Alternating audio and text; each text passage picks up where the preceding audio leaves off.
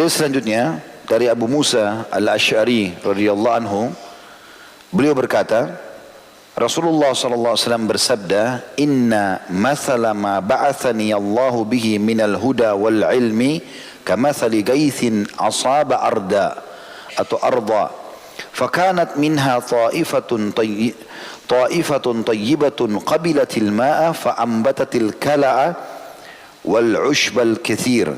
وكانت منها أجاديب أمسكت الماء فنفع الله بها الناس فشربوا وسقوا وزرعوا وأصاب طائفة منها أخرى إنما هي كيعان لا تمسك ماء ولا تنبت كلا فذلك مثل من فقه في دين الله ونفعه بما بعثني الله به فعلم وعلم ومثل من لم يرفع bidzalika ra'san wa lam yaqbal hudallahi alladhi ursiltu bihi.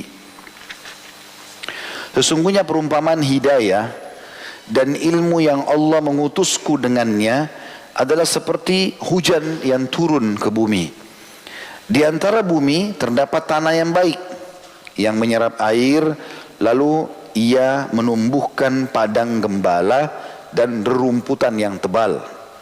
Di antara bumi terdapat tanah yang keras yang bisa menampung air, maka dengannya Allah memberikan manfaat kepada manusia sehingga mereka bisa minum, memberi minum dan bercocok tanam. Hujan itu juga turun di atas tanah yang lain yang merupakan tanah tandus yang tidak menampung air dan tidak menumbuhkan padang gembala. Itulah perumpamaan orang yang memahami agama Allah.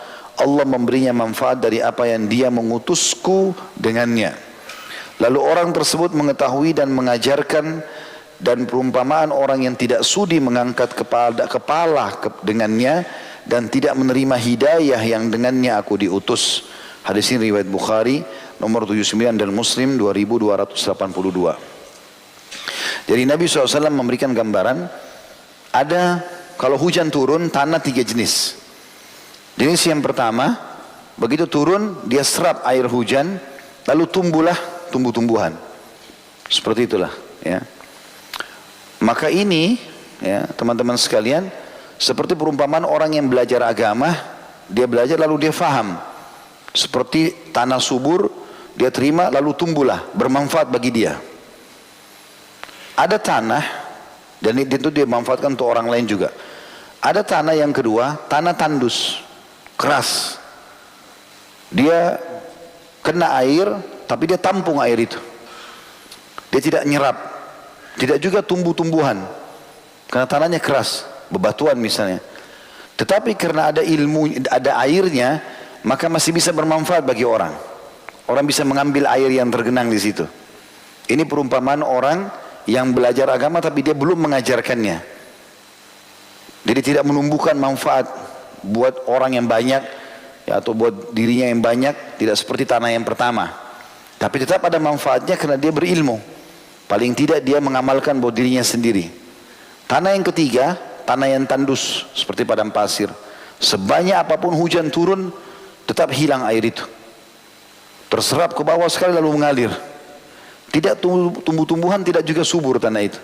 Itu perumpamaan orang yang tidak mau belajar agama. Jadi ilmu agama ini di mana-mana, masjid di mana-mana, fasilitas di mana-mana, tapi ternyata tidak manfaat buat dia. Berapa banyak orang teman-teman di zaman sekarang kita dengan teknologi canggih sekarang mudah sekali belajar, tidak mau belajar. Subhanallah, tidak mau belajar. Ya. Dulu orang itu, kemarin hari Sabtu yang lalu sempat saya bahas serial sahabat Abu Ayyub Al-Ansari radhiyallahu anhu. Abu Ayyub Al-Ansari ini pernah dulu dalam satu majelis bersama Nabi SAW, dan ada yang hadir di situ beberapa orang mendengarkan hadis. Salah satunya Uqbah bin Amir radhiyallahu anhu. Abu Ayyub Al-Ansari setelah meninggalnya Nabi SAW dan sahabat-sahabat sudah pada nyebar, tahu, dia dengar berita, oh si fulan mati, si fulan mati. Maksudnya orang yang di majelis yang hadir bersama Nabi yang dengar hadis itu sudah mati semua, tinggal 2 orang yang hidup, Abu Ayyub Al-Ansari dengan Uqbah bin Amir. Uqbah bin Amir ini kebetulan lagi tinggal di Mesir, Abu Ayyub tinggal di Madinah. Waktu dia dengar nggak ada lagi yang hidup kecuali tinggal 2 orang ini, maka yang terjadi adalah Abu Ayyub Al-Ansari naik kudanya menuju ke Mesir, perjalanan hampir 2 bulan. darat waktu itu, hanya untuk memastikan kepada Uqbah bin Amir hadis itu. Padahal dia sudah tahu hadis itu, tapi dia mau pastikan. Lafadznya begini ya, cuma tinggal kita saja berdua yang hidup gitu. Dia pergi ke Mesir, waktu Uqbah bin Amir dengar disambut, gubernurnya Mesir dengar disambut, dipeluk, luar biasa di sahabat Nabi yang mulia. Abu Ayyub al-Ansari terkenal. Nabi SAW bertamu di rumahnya dan menjadi tamu kurang lebih sekitar 17 bulan awal hijrah ke Madinah, sampai masjid Nabi SAW selesai dibangun dengan rumah-rumah beliau gitu kan, rumah para istrinya Ummahatil Mukminin radhiyallahu anhunna ajmain. Maka pada saat itu mereka didatang sambut, lalu kemudian ditanya, ada apa anda datang jauh-jauh? Maka Abu Ayyub mengatakan, saya ingin memastikan sebuah hadis yang saya tahu, tinggal kamu sama saya yang hidup dari orang yang hadir di majlis Nabi yang dengar langsung pada saat itu. Kata Uqbah, benar. Coba kau sebutkan. Uqbah menyebutkan hadisnya, lalu Abu Ayyub mengatakan betul seperti itu. Kemudian Abu Ayyub sudah memastikan, tinggal karena cuma dia berdua, lafadznya sama dengan yang dia hafal, dia pulang kembali ke Madinah di hari yang sama.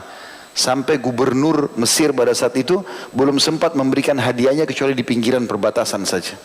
Enggak minum, enggak makan di Mesir, hanya datang untuk dengarkan satu hadis. Hampir 2 bulan.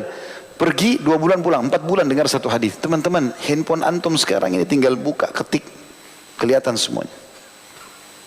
Begitu luar biasanya Allah mudahkan sekarang. Dulu penuntut ilmu teman-teman, enggak ada penerangan kayak kita sekarang. Repot. Pakai minyak, pakai sumbu. Dan kalau sudah malam, cahayanya kita tahu, redup.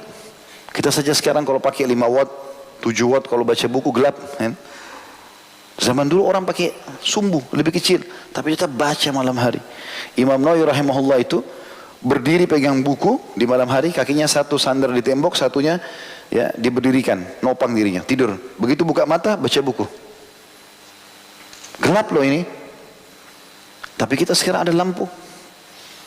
Dulu orang panas, rumahnya kecil-kecil. Sekarang ada AC. Dulu orang kalau minum satu jenis air. Kita ada dingin, ada panas, dispenser murah. Bisa minum panas, minum dingin, bisa minum kopi, minum teh. Banyak sekarang yang saset, banyak Allah mudahkan.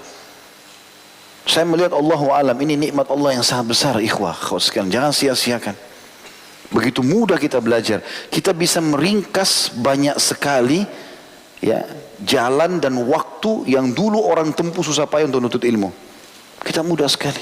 Antum tinggal dengar, dimanjakan sekali kita di zaman sekarang ini. Tinggal dengar ceramah, ustadznya nyusun ceramah macam-macam, temanya kita tinggal dengarin. Oh tema ini, tema ini, tema ini, tema ini. Tinggal luangin waktu saja. Dan hati-hati teman-teman, Allah akan pertanyakan itu pada hari kiamat. Di mana masa muda mau kau habisin? Di mana waktumu? Kenapa kau enggak belajar? Kita enggak bisa alasan depan Allah, oh saya belum faham itu ya Allah. Mana umurmu 60 tahun yang saya kasih? Mana 50 tahun? 1 tahun 365 hari. 1 hari ada 24 jam, 1 jam ada 60 menit, 1 menit ada 60 detik. Mana semua itu?